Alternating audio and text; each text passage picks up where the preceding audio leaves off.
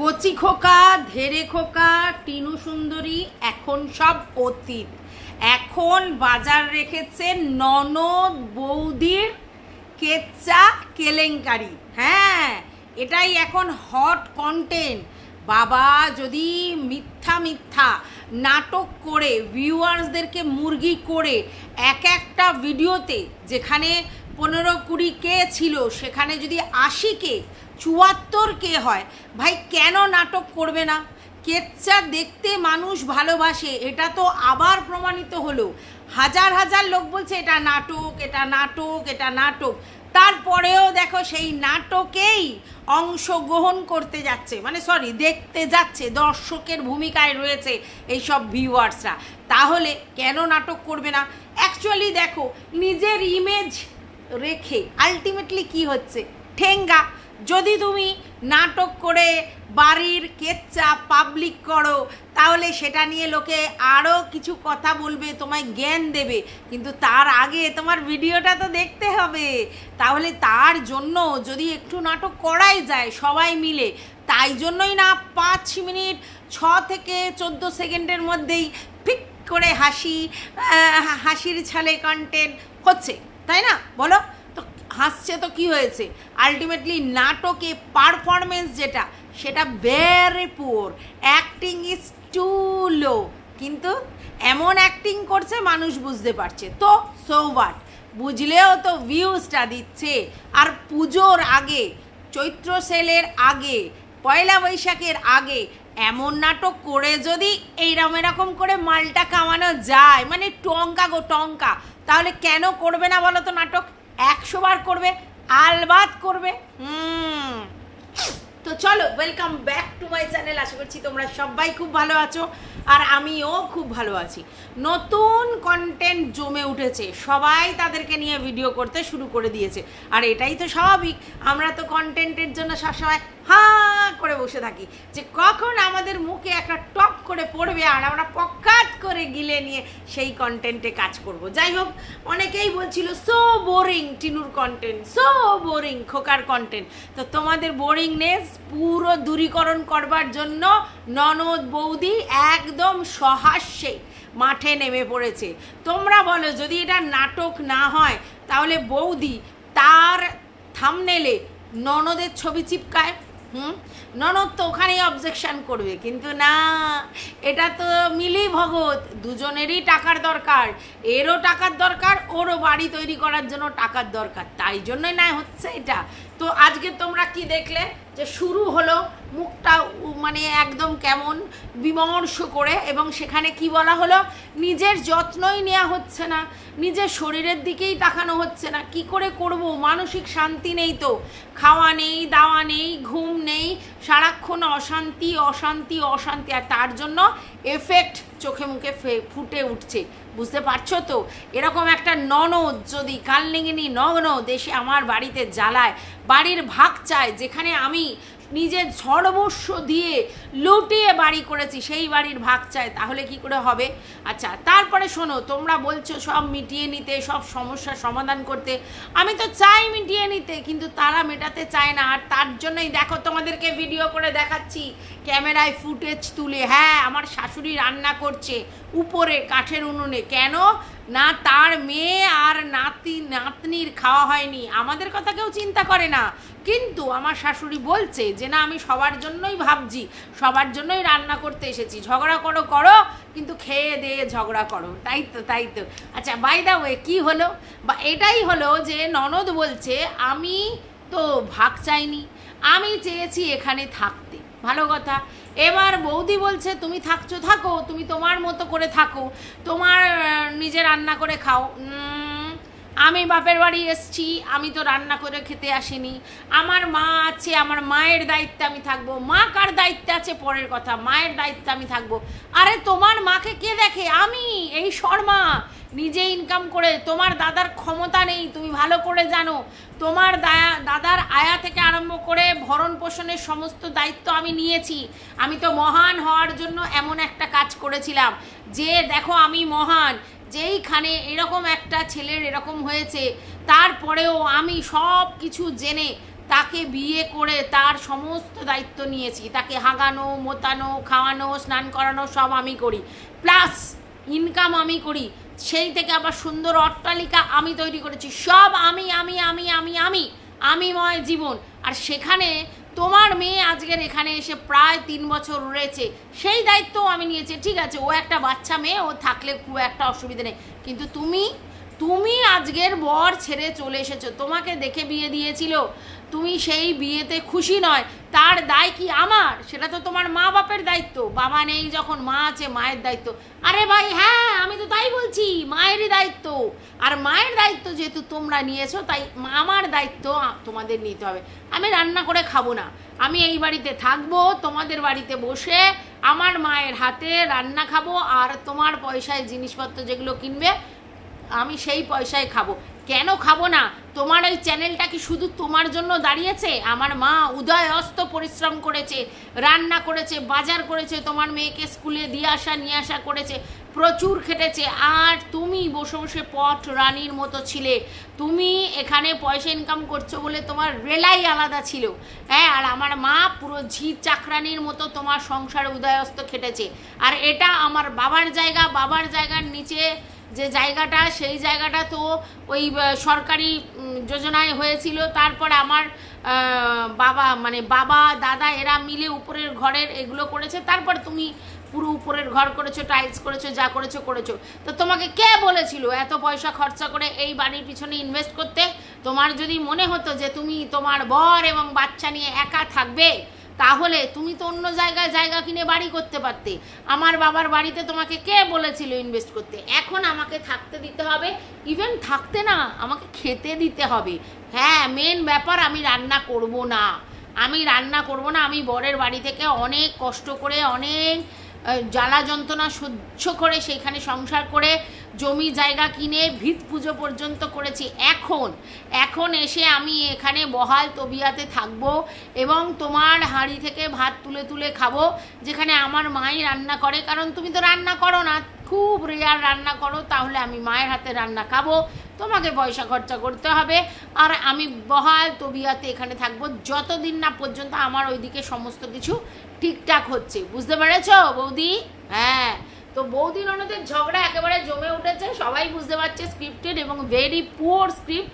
সবাই দেখে বুঝতে পারছে, ওরা ফিক করে হাসছে অভিনয় করার সময়। সেই যে বাচ্চা মেয়েটা যে মায়ের পাশে বসে চ্যাটাং ম্যাটাং কথা বলেছিল ভিউয়ার্সদের, সেও ফিক করে হাসছে।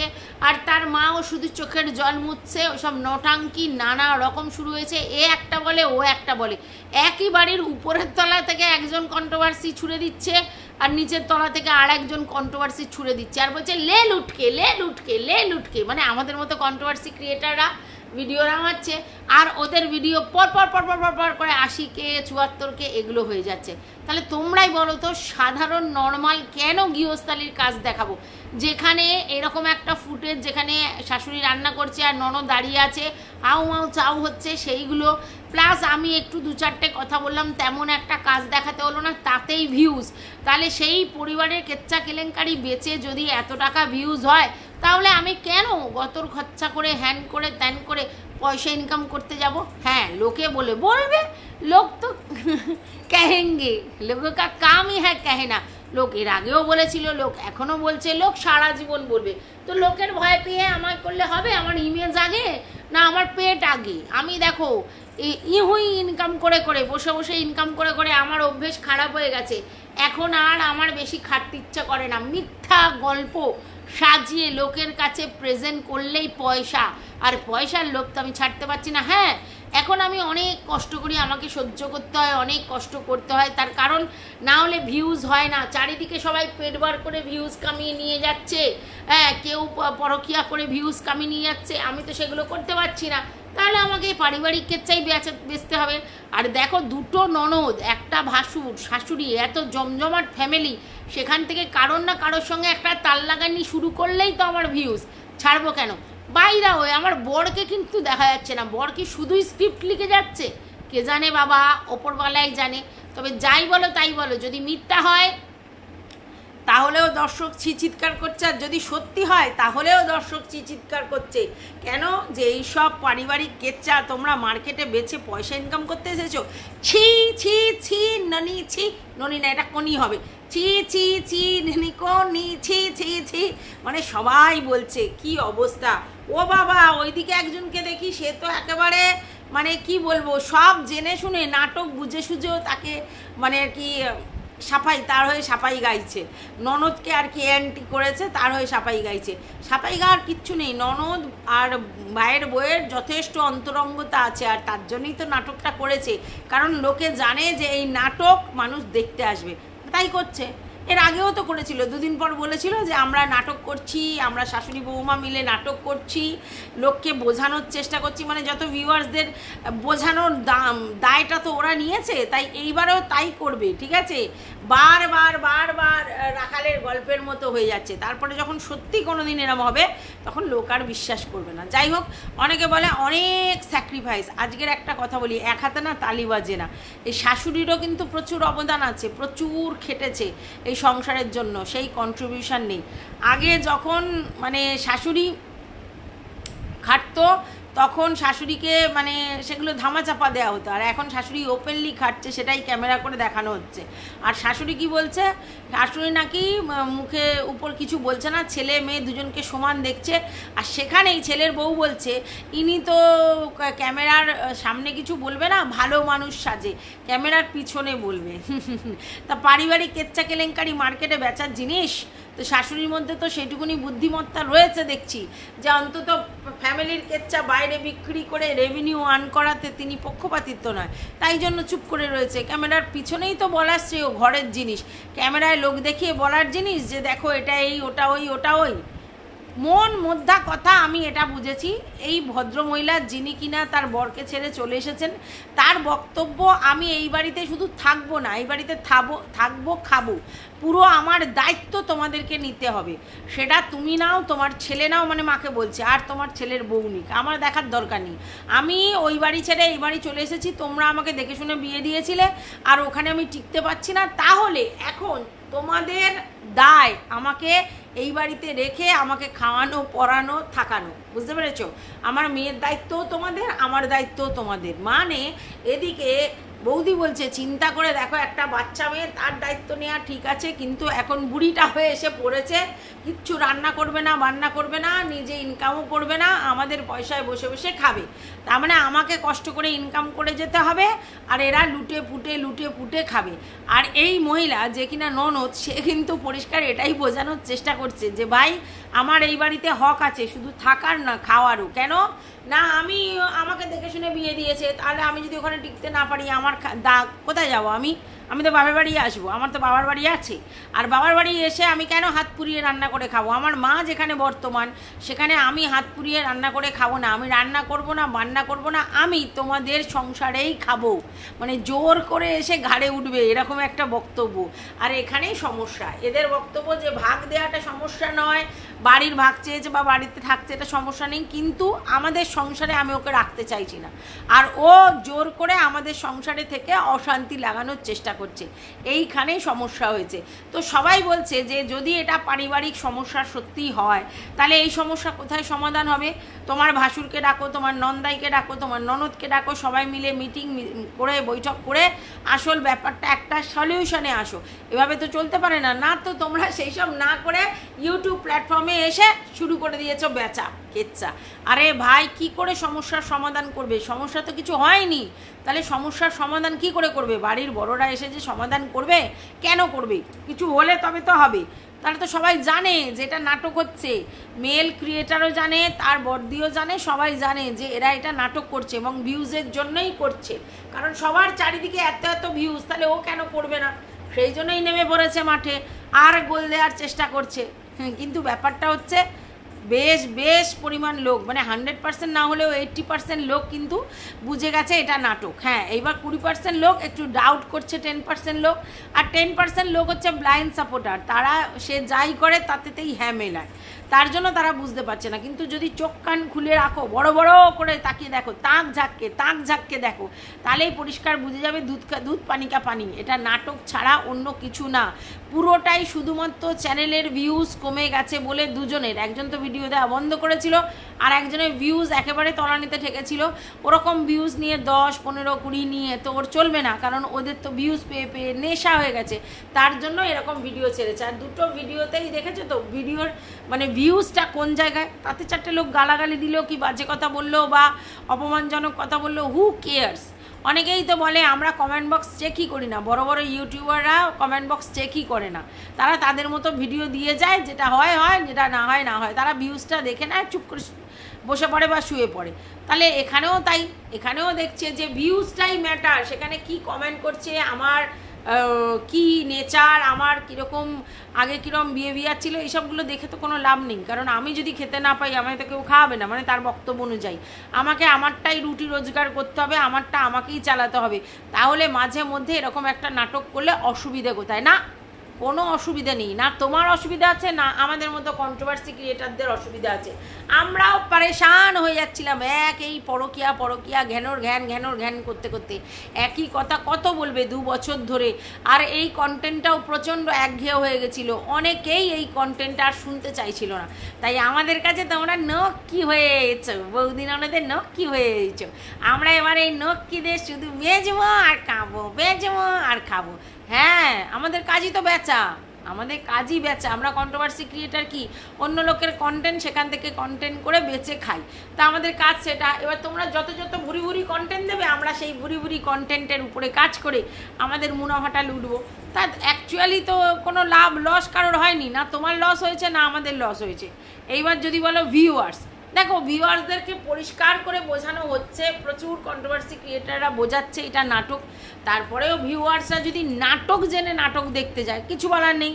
আর যদি নাটক না বিশ্বাস করে, তারা ভাবে যে না এগুলো সব সত্যি, সেটা ভেবে বিশ্বাস করে যদি সেখানে দেখতে যায়, তাহলেও আমাদের কিছু বলার নেই। যেদিকেই যাবে সেদিকেই মুনাফা, ওদেরও আমাদেরও, কারণ আমরা তো আলটিমেটলি দিনের শেষে রেভিনিউটাই ম্যাটার।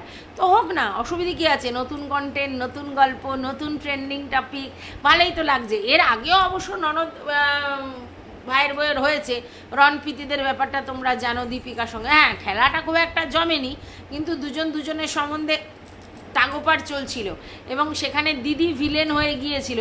পরবর্তীকালে সে কল রেকর্ড দেবে বলেছিল, কিন্তু সেটা আর দেওয়া হয়নি। আর এদিকে আমরা জানি যে প্রীতির অনেক চ্যানেল ফ্যানেল এটা সেটা হ্যাক হয়ে গেছে।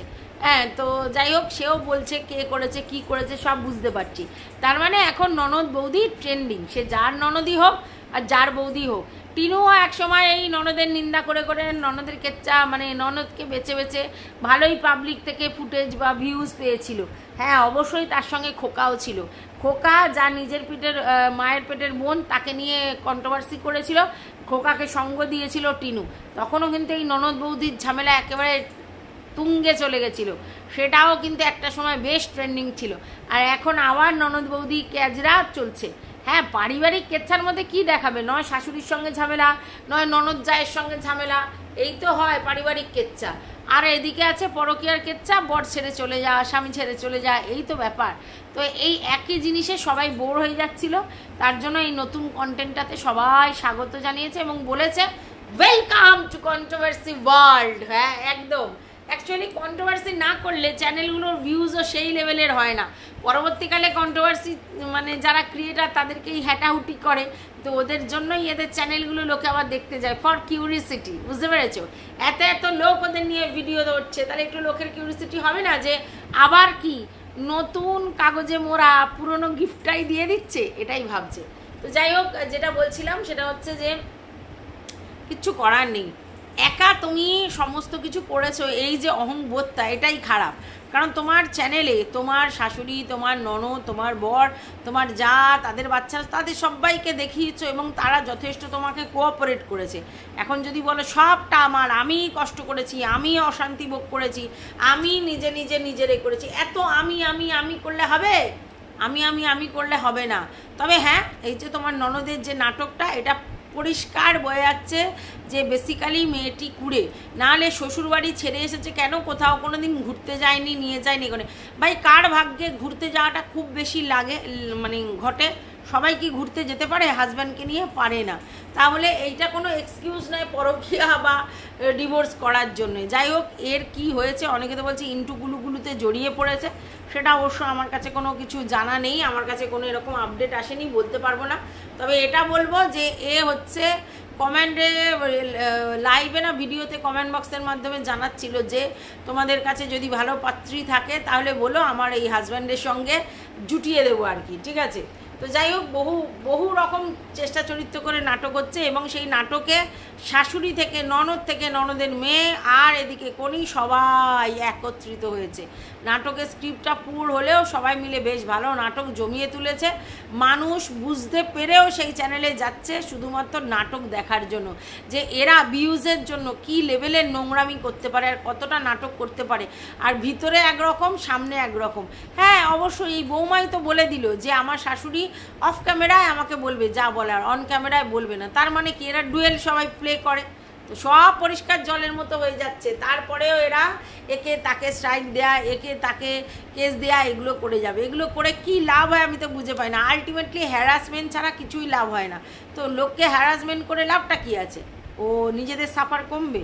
এতটা রিভেঞ্জ মেন্টালিটি ভেরি খারাপ, মানে পুর একদমই ঠিক নয়।